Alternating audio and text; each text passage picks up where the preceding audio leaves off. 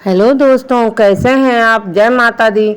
दोस्तों, आज मैं आपको अपने सबसे इम्पोर्टेंट ग्रंथ के बारे में श्रीमद् भागवत गीता के बारे में आपको बताऊंगी। तो प्लीज़ मेरी वीडियो को लाइक, सब्सक्राइब और शेयर कीजिएगा। तो दोस्तों चलिए शुरू करते हैं। दोस्तों, श्रीमद् भागवत गीता हिंदू धर्म का एक पवित्र ग्रंथ है जिसमें 18 अध्याय और 700 श्लोक हैं, जो संपूर्ण महत्वपूर्ण महाभारत में भगवान श्री कृष्ण ने अर्जुन को जो उपदेश दिए थे वही गीता है। गीता में आत्मा, परमात्मा, भक्ति, कर्म आदि का बृहद रूप से वर्णन किया गया है।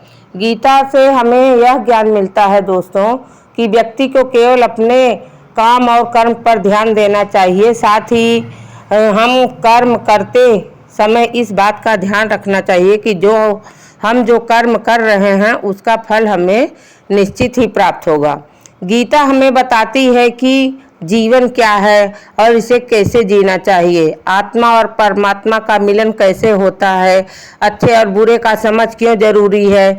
इन सभी सवालों से जवाब हमें गीता से मिल जाते हैं। लेकिन सवाल यह है कि गीता का सारा ज्ञान कैसे प्राप्त किया जा सकता है, इसके लिए इसे कितनी बार पढ़ना चाहिए। गीता या फिर किसी भी पाठ से ज्ञान को प्राप्त करने के दोस्तों चार नियम होते हैं।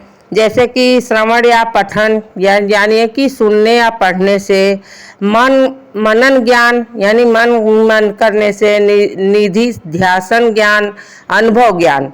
इन चारों स्तर से गुजरने के बाद ही किसी भी ज्ञान की पूर्णता होती है और इससे समुचित लाभ होता है। इसका अर्थ यह है कि आप पहले पढ़ते या सुनते हैं, इसके बाद पढ़े सुने ज्ञान के बारे में चिंतन व मनन करते हैं।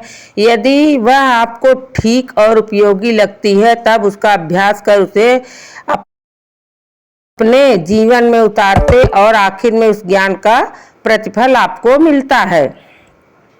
तो दोस्तों, किसी भी ज्ञान को आप पढ़कर या सुनकर छोड़ देंगे, उसे अपनाएंगे नहीं तो उसका फल कैसे मिलेगा। यही बात गीता पर भी लागू होती है। जब हम गीता पढ़कर उसके उपदेशों को जीवन में उतारेंगे तो निश्चित ही उसका अच्छा परिणाम हमारे सामने आएगा।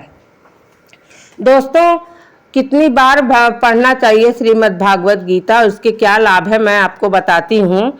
जब हम पहली बार गीता पढ़ते हैं तो इसे हम एक अंधे व्यक्ति के रूप में पढ़ते हैं, यानी हमें केवल इतना ही समझ पाते हैं कि कौन किसके पिता, कौन किसकी बहन और किसका भाई है। पहली बार गीता पढ़ने पर इससे ज़्यादा कुछ समझ में नहीं आता है। जब हम दूसरी बार गीता पढ़ते हैं तो मन में कुछ सवाल जागृत होते हैं कि ऐसा क्यों किया गया या वैसा क्यों हुआ। जब हम तीसरी बार गीता पढ़ते हैं दोस्तों तो इसके अर्थ को समझने के लिए लगेंगे, हालांकि हर व्यक्ति को इसका अर्थ अपने तरीके से ही समझ में आए। जब चौथी बार हम गीता पढ़ेंगे तो हर एक पात्र से जुड़ी भावनाओं को समझ पाएंगे, जैसे अर्जुन के मन में या दुर्योधन के मन में क्या चल रहा था। पांचवी बार गीता को पढ़ने से पूरा कुरुक्षेत्र हमारे सामने मन में आकर खड़ा हो जाता है और हमारे मन में अलग अलग कल्पनाएं जागृत होती हैं। छठवीं बार गीता पढ़ने से हम भगवान को अपने सामने अनुभव करने लगते हैं और हमें ऐसा लगता है कि भगवान हमारे सामने ये सब बता रहे हैं। आठवीं बार गीता को पढ़ने से हमें यह पूर्णतः एहसास हो जाता है कि कृष्ण कहीं बाहर नहीं बल्कि हमारे भीतर ही हैं और हम उनके भीतर हैं। दोस्तों, इसका नियम क्या है मैं बताती हूँ। भगवत गीता पढ़ने के लिए सुबह का समय सबसे उत्तम माना जाता है, क्योंकि इस समय मन, मस्तिष्क और वातावरण में शांति व सकारात्मकता होती है। गीता का पाठ हमेशा स्नान के बाद और शांत चित्त से ही करना चाहिए।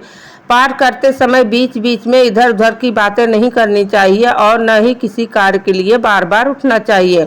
साफ सफाई वाले स्थान और जमीन पर आसन बिछाकर ही गीता का पाठ करना चाहिए।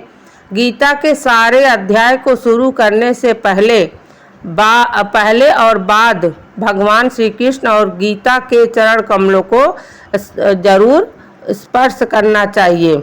दोस्तों, तो ये थी गीता के बारे में मेरी कुछ जानकारी। तो मैंने इस वीडियो पे बहुत मेहनत किया है। गीता हमारा सबसे पवित्र ग्रंथ माना गया है। दोस्तों, श्री कृष्ण भगवान कहते हैं यदा यदा हि धर्मस्य ग्लानिर्भवति भारत अभ्युत्थानम अधर्मस्य तदात्मानं सृजाम्यहम्। तो दोस्तों, और कहते हैं कर्मण्येवाधिकारस्ते मा फलेषु कदाचन। तो दोस्तों, कर्म ही सबसे बड़ा होता है। भगवान श्री कृष्ण ने कहा है ना कोई जीता है ना कोई मरता है, आत्मा है, आत्मा अजर है, अमर है। यह एक व्यक्ति के अंदर से निकलती है तो दूसरे व्यक्ति के अंदर समा जाती है। ना कोई किसी की भाई होती है, ना कोई बहन होता है, ना माता होते हैं, ना पिता होते हैं। यह संसार का नियम होता है। आत्मा अमर होती है। दोस्तों, तो इंसान जब इस संसार में पैदा होता है तो मोह माया के चक्कर में फंसकर हम भगवान को भूल जाते हैं। तो भगवान ही इस सृष्टि के सृष्टिकर्ता और मारणकर्ता और पालन करता है। तो हमें उस परम पिता परमेश्वर की सदैव अनुकंपा हमारे ऊपर बनी रहे, तो हमें उनकी सच्चे मन से आराधना करनी चाहिए। तो ये थी मेरी वीडियो दोस्तों, और आपको अच्छी लगी हो तो लाइक, सब्सक्राइब और शेयर कीजिएगा। Thank you.